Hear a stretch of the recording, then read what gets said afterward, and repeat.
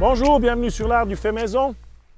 Aujourd'hui, c'est une vidéo nouveau sur le figuier parce que c'est une bonne période pour faire les boutures d'été, les boutures aoûtées.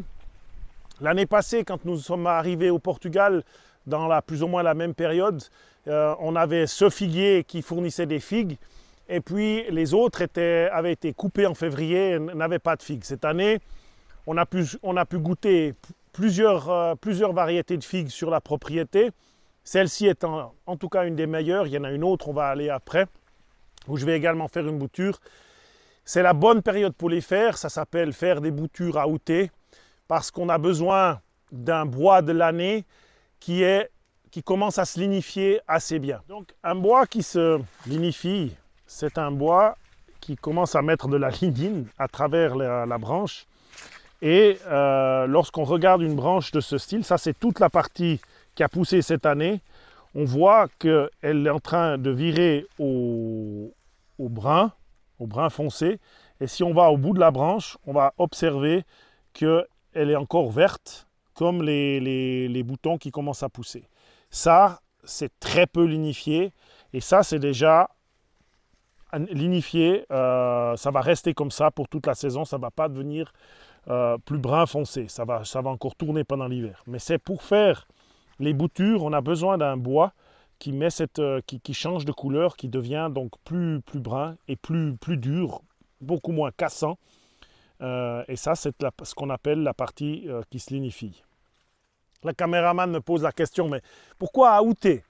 Ben, c'est la même chose, lignifier, aoûter, parce qu'aoûter, c'est la période d'août où justement toutes les boutures qu'on fait en cette période, on appelle aoûter. Ça veut dire qu'elles commencent ou qu'elles ont tourné de la partie jaune à la partie lignifiée, donc plus dure.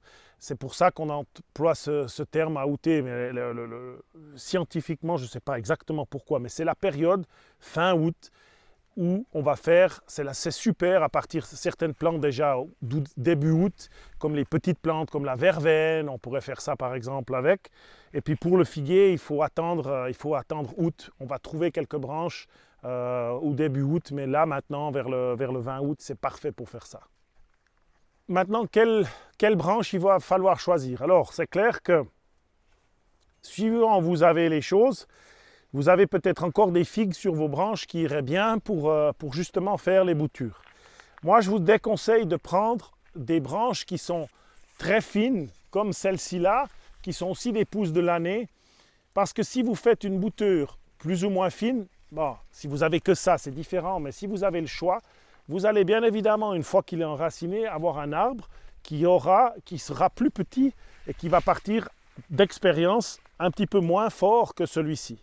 Je vous déconseille aussi de les faire très petites. On peut les faire à 20 cm. Il suffit d'avoir 3 yeux, un ou deux sous terre et puis un dessus. Il faut avoir quelque chose, si vous avez le choix, d'assez costaud, d'une trentaine de centimètres, parce que vous pouvez bien le mettre en terre. Ça sera bien stable dans votre petit pot. Donc il faut essayer de choisir quelque chose qui vous convient bien. Après, ça c'est également une pousse de l'année, hein. Je ne pense pas que je partirai non plus avec ça parce que ça c'est un gros morceau, mais pourquoi pas, je pourrais essayer une fois. C'est vrai que j'ai rarement eu des figuiers qui ont des telles vigueurs comme celui-ci cette année.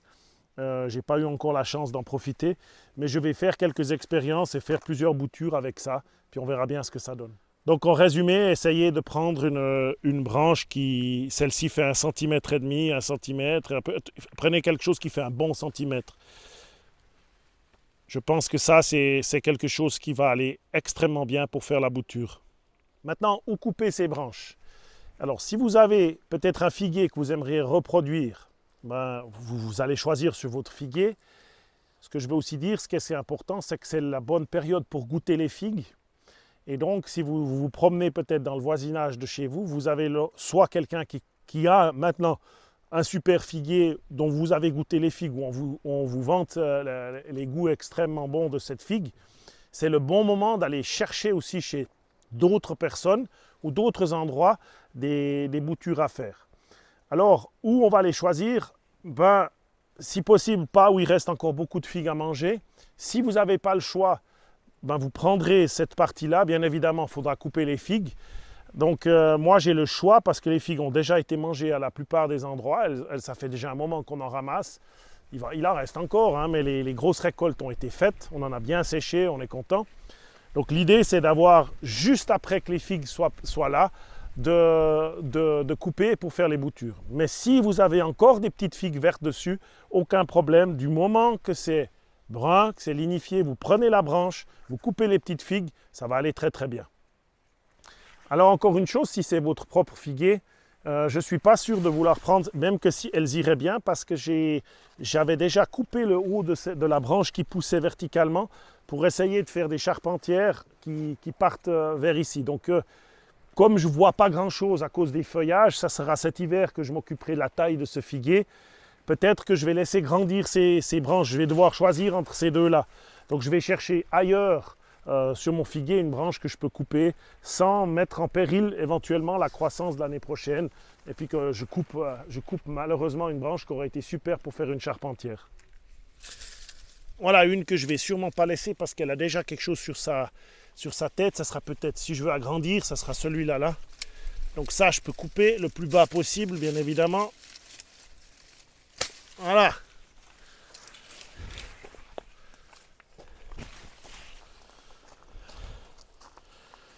Maintenant, je me retrouve avec une branche qui est partiellement verte, bien brune, et à la base, elle a déjà bien tourné. La pousse de cette année a dû commencer par là. Ça, c'est déjà de l'année passée, je pense. Alors, la partie qui m'intéresse le plus dans cette branche, ça sera celle-ci. Voilà. On coupe les feuilles qui serviront à rien, juste à déshydrater la bouture, et on va s'occuper de ça après. Alors voilà une autre variété qui est vraiment extraordinaire. On voit sur cette branche qu'il y a encore beaucoup de figues à venir. Elle pourrait aller pour faire la bouture, mais comme j'ai le choix, je ne vais pas prendre celle-ci où j'ai encore des figues à manger. Je vais choisir une autre.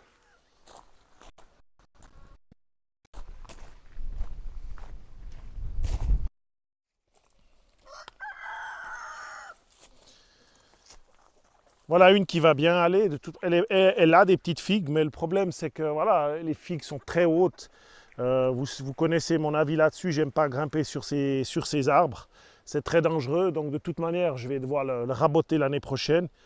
Il commence à souffrir, il est très blessé, mais il fournit encore. Mais celle-ci va bien aussi aller pour faire notre bouture. Si vous avez une branche là, comme ça, vous pourriez faire plusieurs boutures, bien évidemment. Vous pourriez partir de la... Ça c'est déjà de 2 ans. Vous pourriez faire une ici de 25-30 cm, une autre ici, et puis même tenter de faire encore une en haut, bien évidemment en dégageant tout ça. Vous n'avez pas besoin de garder la tête pour faire la bouture, mais vous pouvez aussi l'utiliser si par exemple je partais là, vous auriez cette partie en terre et cette partie qui est aérienne. Donc je peux choisir soit des bouts de 25 à 30 cm avec ou sans la tête, c'est égal. Avant de procéder à la bouture, il faudrait immédiatement lorsqu'on récolte les boutures, si vous voulez vous rappeler de la variété que c'est, il faut l'écrire dessus. Là c'est toujours notre fameux stylo à craie. On ne connaît pas leur nom, mais je vais l'appeler la figue bleue. Vous écrivez dessus bleu, par exemple. Puis comme ça, quand vous aurez plusieurs variétés, vous vous souviendrez. Donc c'est clair qu'il ne faut pas laisser cette branche pendant 3 heures comme ça à l'air libre. Il faut s'en occuper assez rapidement. Mais d'un autre côté, on n'est plus dans la canicule. Il n'y a plus besoin de courir. C'est clair que l'idée, c'est d'empêcher qu'elle se dessèche une fois qu'elle sera en terre. Alors avant de la mettre en terre, il y a plusieurs choses que je conseille de faire. On peut faire sans, mais je pense que c'est bien de faire. J'ai comparé les différences. Ça aide quand même si vous enlevez une partie de l'écorce, 4 beaux traits comme ça. Elle va s'enraciner assez facilement. Et c'est évident que si vous mettez un petit peu d'engrais de bouturage, ça va également aider. Alors moi j'avais ça. Je vais l'utiliser, il y a beaucoup d'années que je l'ai. Vous pouvez faire Il y a plein de recettes sur Internet pour faire des hormones de bouturage. Vous pouvez mettre du saule dans de l'eau pendant quelques heures ou quelques jours, je ne sais plus, quelques heures, quelques jours. Et puis ensuite, tremper le bas de la bouture avec l'eau de saule. Vous pouvez ne rien faire aussi, ça va aller très très bien. L'année passée, j'avais pas trouvé ça parce que c'était dans des cartons, j'avais rien du tout. Toutes mes boutures apprises, on va vite aller les voir après parce qu'elles sont terres. L'hormone bouturage, c'est une option. Souvent, vous pouvez lire que le miel, c'est bien de tremper dans le miel. Le miel n'est pas une hormone de bouturage, c'est simplement qui va empêcher, c'est une protection contre les bactéries. Ça ne va pas faciliter la prise de racines plus qu'autre chose. Mais voilà, maintenant moi je vais planter ça dans la terre. Elle n'est pas encore très humide, ma terre. Je vais tout au fond du pot. Il vaut mieux privilégier un pot plus ou moins haut. Moi je dirais que ça c'est une bonne, je pense qu'il a une quinzaine de centimètres, exactement. C'est mieux d'avoir un pot haut que très large, parce que l'idée c'est d'avoir une grosse partie de votre branche bien à l'abri, dans du terreau bien humide. Et ensuite, votre bouture, il faut immédiatement mettre de l'eau et la protéger contre la déshydratation. Alors, il y a plusieurs manières. Soit vous mettez un film que vous allez enrouler tout autour de la tige. Moi, je ne fais pas comme ça parce que j'ai récupéré des bouteilles de PET. Merci. Et puis, je vais mettre une bouteille de PET. Bon, ben, elle est trop longue. C'est pas grave. De toute manière, elle ne me plaisait pas là. Je vais la couper là.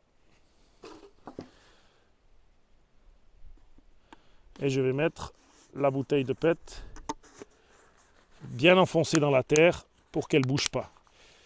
Après, quand je serai nouveau au jardin, je vais remettre de la terre là autour de cette manière pour que vraiment ça soit fermé contre la déshydratation, pour pas que ma bouteille tombe. Alors, tant que je ne vois pas apparaître des feuilles dans cette bouture, ça peut prendre un peu de temps, il faut être patient. Je ne vais pas ouvrir la bouteille. Il ne faut pas ouvrir la bouteille. Ici, dans la partie où nous sommes du Portugal, il va faire encore sec pendant 2 mois. On va avoir du soleil.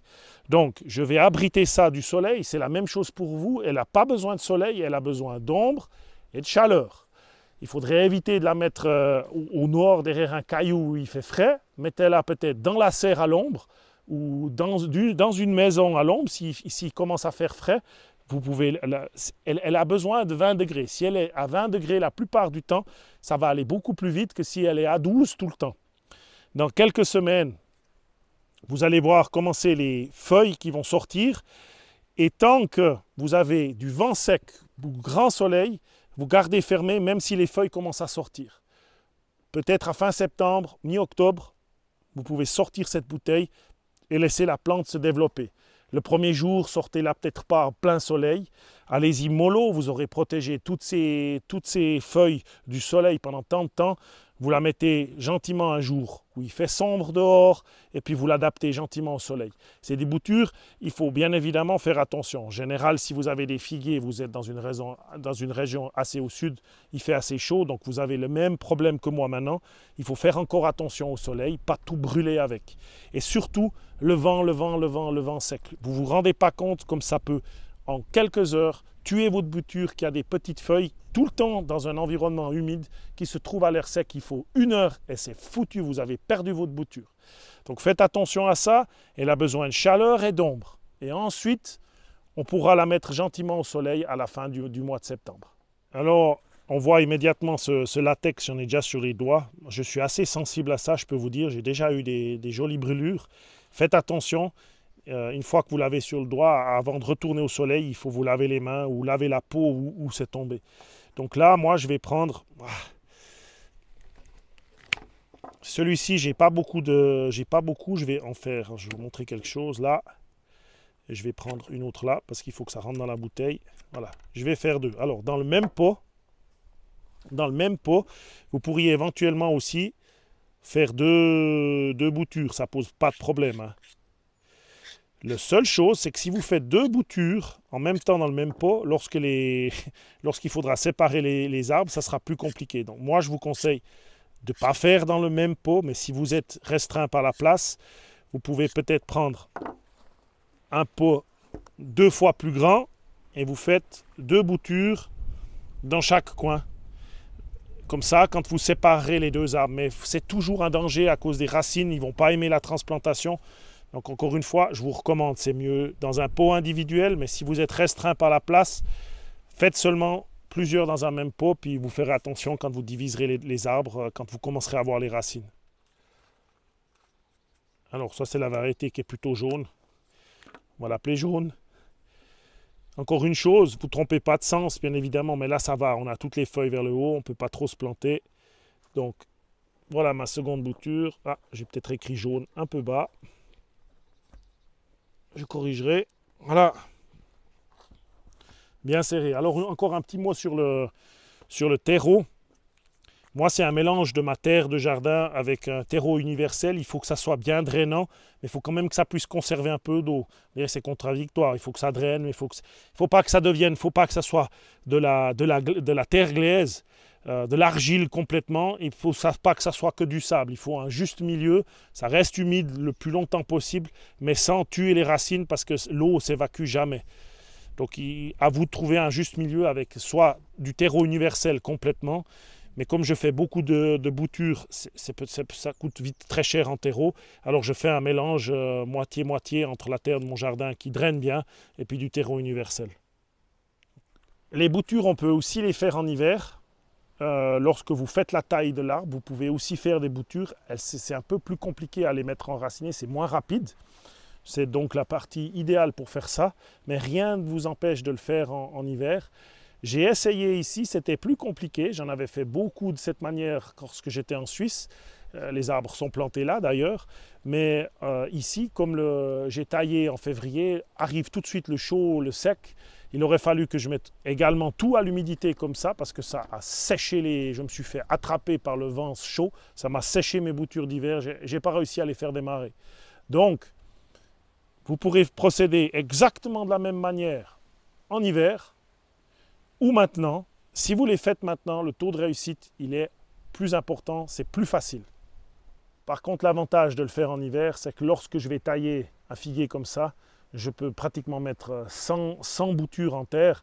Et sur 100 boutures, je vais avoir un taux de réussite. Si j'ai un taux de réussite de 50%, ça va aller. L'année passée, j'en avais mis juste quelques-unes pour essayer.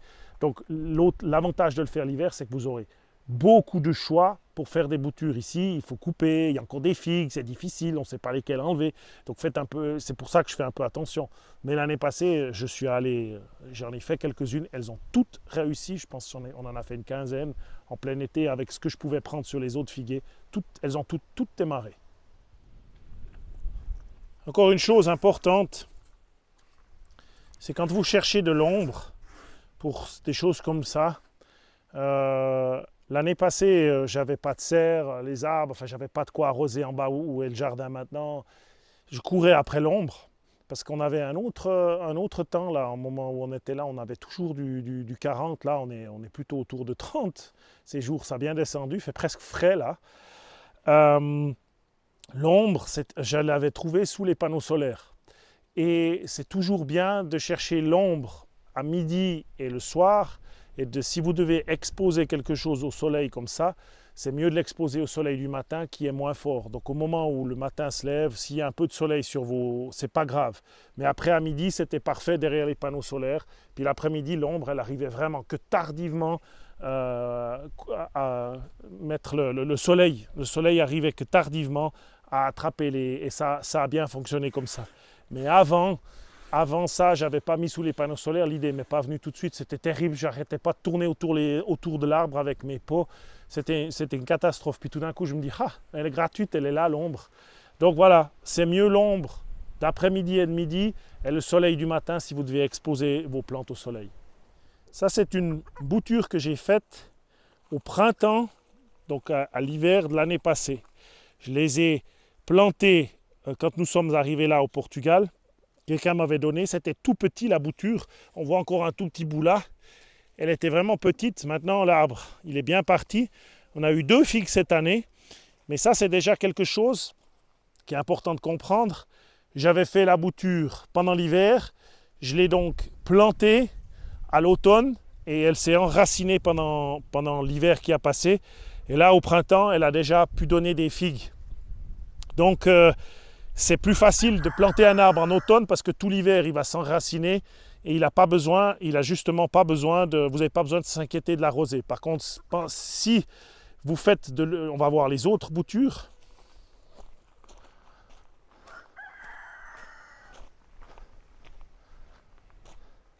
Ce sont toutes des boutures que j'ai faites. C'est en